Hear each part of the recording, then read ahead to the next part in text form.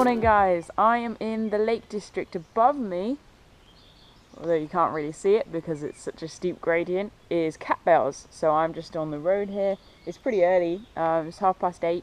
Well, it's not really that early, but it's quite early. It's a Monday morning, it's nice and quiet on the roads. And today I am going to tackle the Newlands Ridge.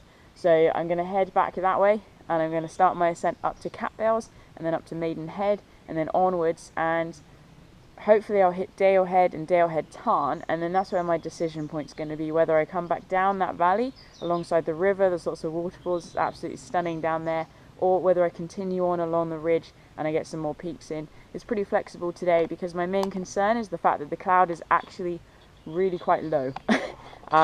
It's nice and glorious down here, but as soon as you reach any sort of height, the cloud is kind of kissing the mountains.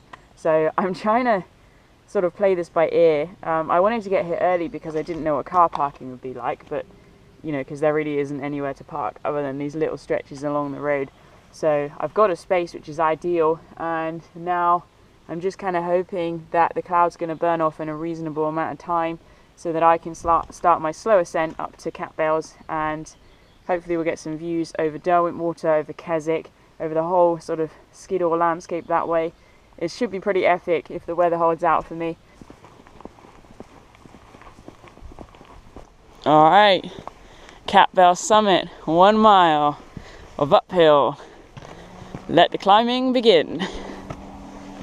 Catbells sits at 451 metres above sea level and is one of the most popular fells in the lakes. Alfred Wainwright aptly captures the character of the mountain, saying it's one of the great favourites, a family fell where grandmothers and infants can climb the heights together, a place beloved. Its popularity is deserved, its shapely topknot attracts the eye, offering a steep but obviously simple scramble. There we go, views over Derwentwater, looking pretty spectacular as the sun breaks through.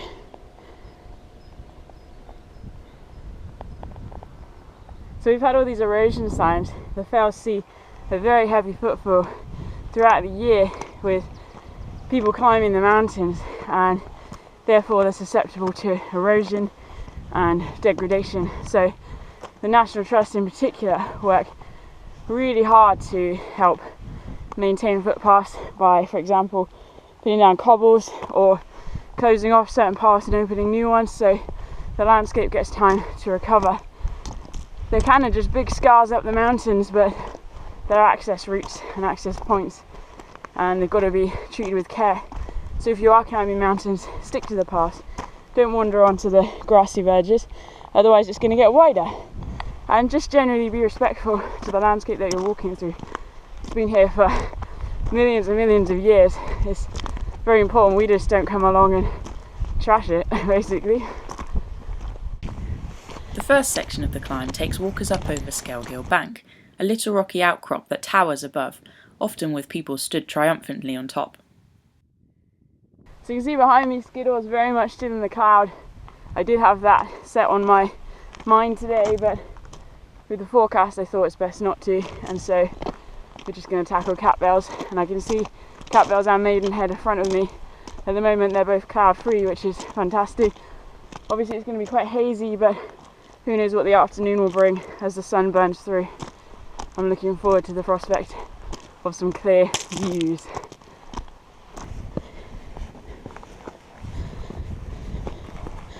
Little bit of a rock to climb up here. There's a marker which says Thomas Arthur Leonard, founder of cooperative and communal holidays. Alright, cool. Well, not bad luck to have yourself a plaque up here, is it? I mean, what a backdrop. Whew. The little scramble up over Skelgill was great fun and certainly doable for most, and the views on the other side towards the summit of Catbells give a superb sense of achievement.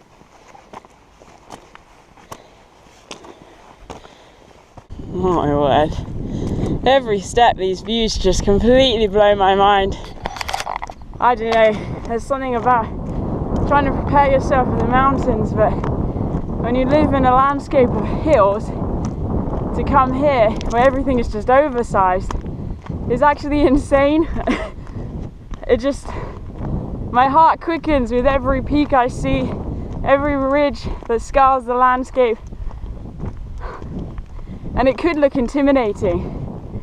And as I mentioned, they have to be treated with respect, but this is a cool playground. I was certainly making slow progress, as I couldn't stop looking back over the views which opened up further with every step. Despite the grey day, the landscape filled me with an addictive sense of awe.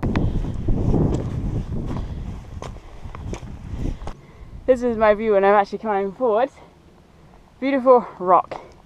Cue voiceover about slate. Rocks in the Lake District can be divided into 6 types, but the area around Keswick is composed of the oldest, known as Skiddaw slates, deposited around 500 million years ago. The Catbells Ridge itself is an example of an olistostrome, a chaotic sedimentary deposit made up of mudstone, siltstone and sandstone. The rock erodes to produce loose scree and jagged edges, such as the ones on this ridge. There's the cairn. This is the top of Catbells. I have this awesome cairn that suggests descend via Howes Gate to the lake, which is a really nice route that goes down there. But we're going to continue on along the way. And there's a really nice quote from Alfred Wainwright. It says, "Scenes of great beauty unfold on all sides, and they are scenes in depth to a degree not unusual." It's pretty decent. They really are deep views. It feels good to be here. It feels good to have my brain woken up. It feels good to have got my heart rate up. And it feels epic to take in these views.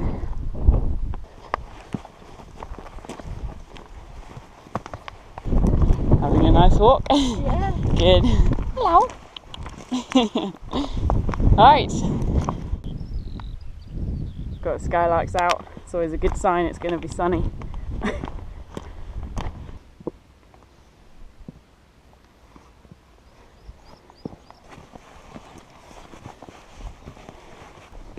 Hey, look at this.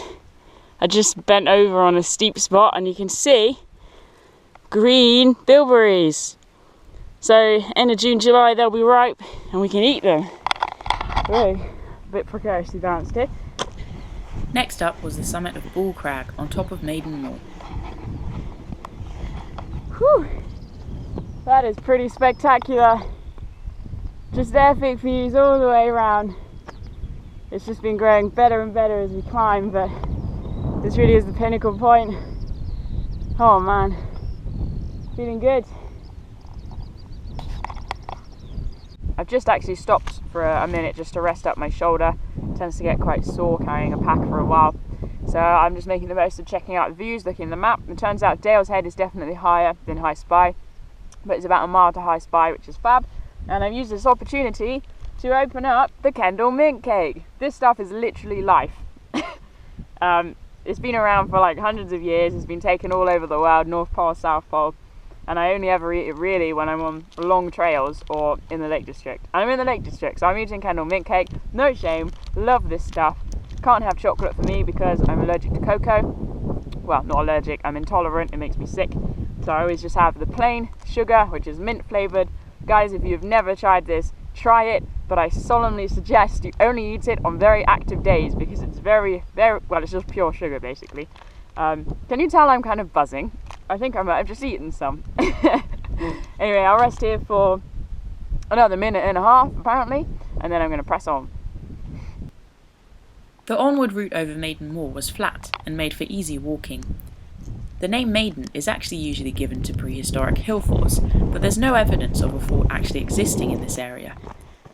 It may therefore refer to a place where games and rituals were played, perhaps with maidens taking part. High Spy, here we come. See the straight line all the way to the top. Can definitely do this. I'm really looking forward to being able to see down over Dalehead Tarn as well. I have such a love affair for tarns and just bodies of water that are just tucked away in secret places. Very exciting. Also the sugar has kicked in, but it is very exciting.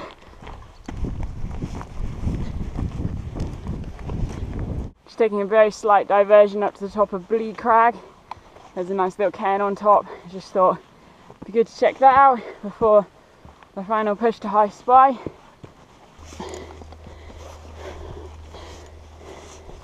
Ah, there's the top.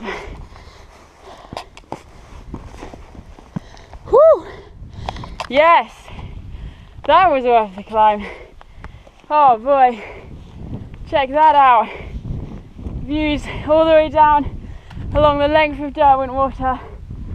Oh my goodness. That is pretty spectacular. Well worth the elevated heart rate. Woo! Yes.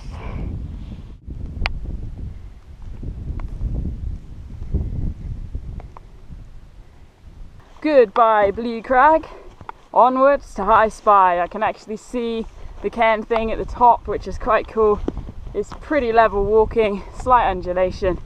And then once we're there, we'll descend down to Dalehead Tarn, which I keep blabbering on about. Can you tell I'm excited?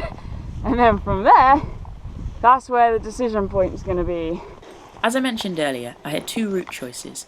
I could either climb up to Dalehead and follow the ridge over towards Hinderscarth, an 11-mile walk often known as the Newlands Round, or once at Dalehead Tarn I could descend down the blissful Newlands Valley past waterfalls and mines.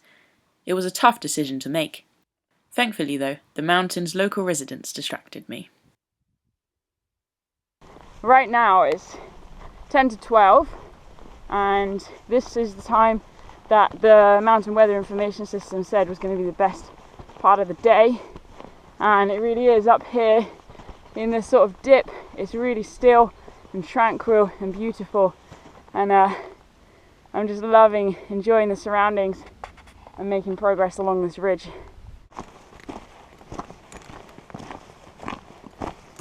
I'm really deliberating what to do, whether to drop down or stay high. Just cannot decide. This is my greatest dilemma of today.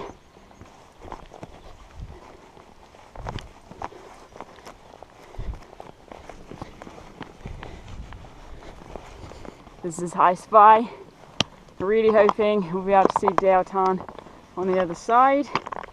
Maybe not, because it's flat. Hey guys, hula hoops are a winner. Got to touch the top. Can't reach. That'll do. High Spy. Boom. High Spy reaches a height of 653 metres above sea level, and in the past has been known as Skiddaw Fell and Lobstone Fell. These names are still used on maps to label other parts of the fell today. So just rounded the corner, and there is the tarn. It doesn't really look too inviting, to be honest, because it's just kind of stuck in the shadow of Dalehead. But you can also see from up here, which is such a great viewpoint, the whole sort of landscape around it. And you can see, I want to call them moraines, I don't really think they are, but basically there's lots of sort of smaller lumps all around the tarn, and they're often formed by glaciers, which scraping along as they move, they scrape along the sediment, which kind of accumulates in certain areas and is deposited there. And they're what we call moraines, so just kind of an undulating landscape with lots of big deposits of rocky stuff.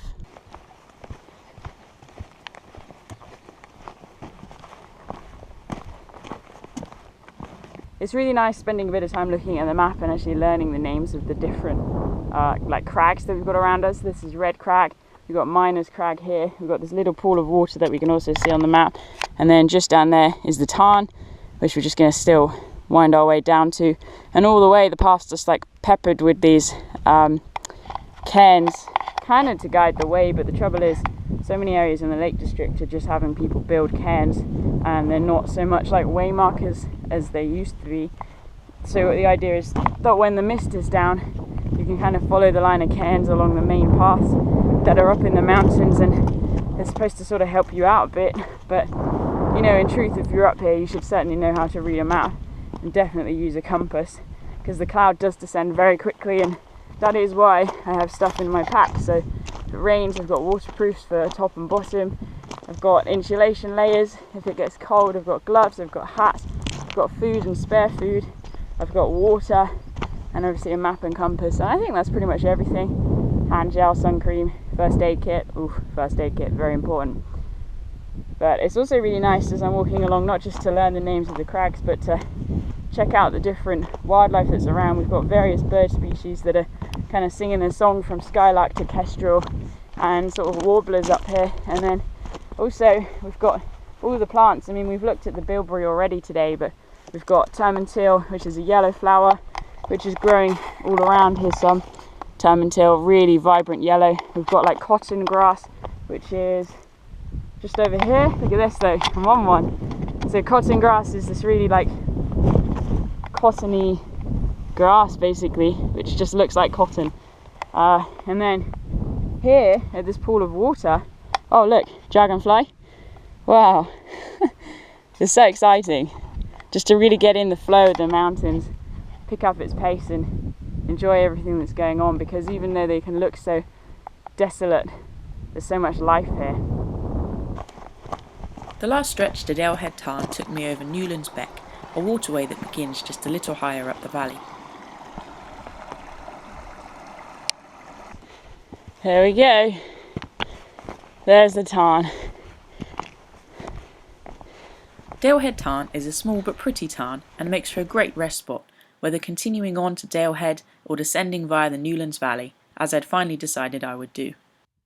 Well, we made it to the tarn, so the path up to Dalehead goes that way. It's quite a serious ascent, and what I'm going to do is I'm going to sit here, I'm going to eat some food, and then we'll head down through the valley. Gosh, the water is really clear. You can see all of the rocks in it. Look at that. It's amazing. And you know, it is so peaceful up here, aside from the wind carrying a few voices and the wind itself. There's nothing. I embraced the silence, but as I sat there, I couldn't help but feel at the same time the landscape was loud, shouting in its beauty and magnificent scale. As I took my eyes off the fells for just a moment, movement caught my eye in the tarn. There was a newt swimming lazily about, and I couldn't believe my luck. It was a real walk highlight.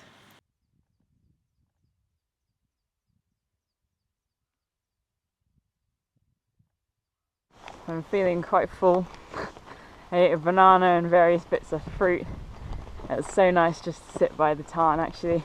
And just as I was leaving to see that newt and the like dragonfly larvae in its shell, that was very exciting. So what I'm doing right now then is I'm just retracing my steps, feeling the warmth of the sun, and hopefully down by here when I get back to the river I should be able to pick up the path headed down. I'm feeling really pleased with my decision now to descend, because firstly I've spoken to a few people that have said yep, around 4 o'clock it's supposed to get quite stormy, and it's just gone 1:15 now. And then secondly, I've already planned the route I want to do to get to Dalehead. So it's from Littletown, you go over Hindenscarf, Dalehead, you go round the other side to get in Robinson or whatever that peak's called, and then descend back down. So it's a whole another walk. It means at no point do I need to repeat anything, and I'm just so excited to have something to look forward to. There's so many routes. When you just open up the map and you actually just sit and look, it's like I can go there and there and there and combine that and that, and it's just you just unleash the potential of the Lake District. It's fantastic. The beck cut deeply into the land and supported a number of pioneer species such as rowan and hawthorn, the trees growing precariously on the edge of the scar.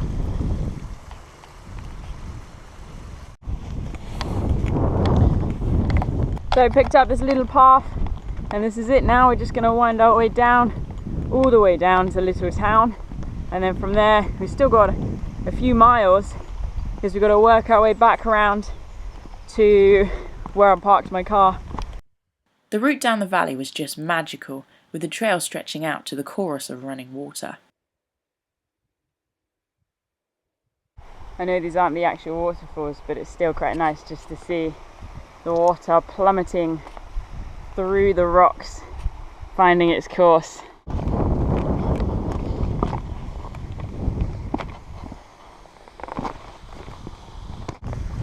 You can see these massive boulders that are just spread about the place, falling down from the mountain sides. Look at that sort of canyon. The water's just cascading down the top and through the middle, and you've got these little pools of very clear mountain water, and the river just continues to work its way down.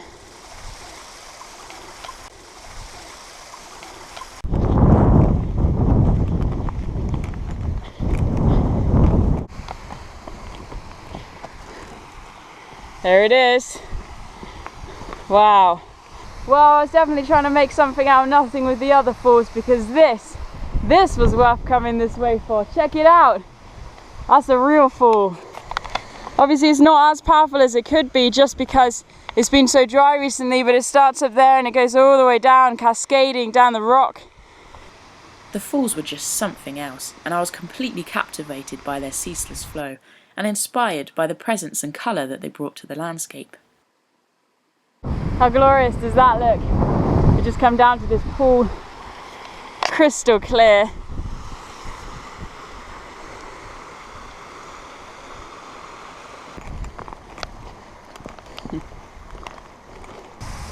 I'm making terrible progress today. Everything is just insanely amazing. It really felt to me that the mountains were once again boasting in their scale. Their empowering nature certainly left me feeling insignificant, yet at the same time comforted and welcomed as an old friend. It was a really strange mix, but I loved it. Just passing through a sheepfold.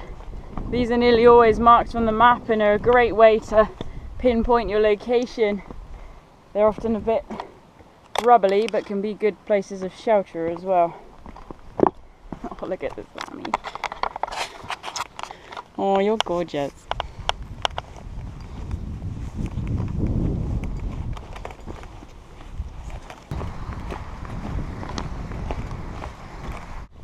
This area we're walking through now is full of evidence of mining from the past.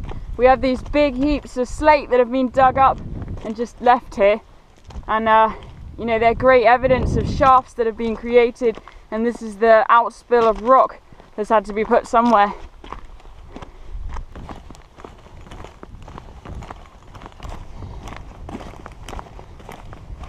So the other trail then, it just comes down there. It works its way past those like mine remains and joins down here, so it will have followed this ridge all the way along, all the way along, all the way along, all the way along. It's a pretty major walk.